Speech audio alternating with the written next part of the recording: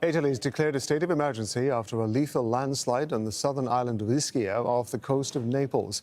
Local media say 3 bodies have been recovered as rescue teams search for survivors. Paul Brennan reports. The harbour town of Casamicciola Terme has been transformed and disfigured. Instead of hosting motor yachts and fishing boats, the once picturesque waterfront is now a tangle of overturned cars, ripped up trees and half-buried passenger buses, and a thick layer of mud. Coast Guard divers are searching the harbour for bodies. Several people are still missing, and the fear is they may have been swept to their deaths.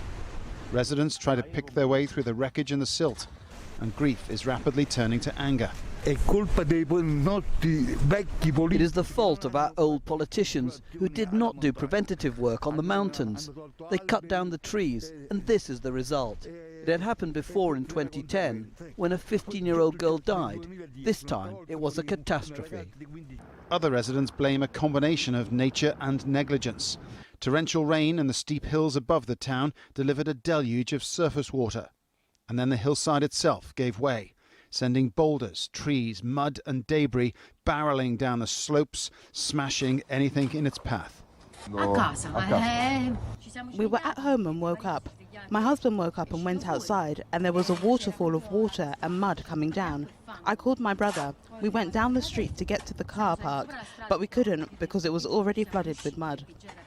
At his Sunday address in the Vatican, Pope Francis spoke of his solidarity and sorrow for the victims and offered his prayers.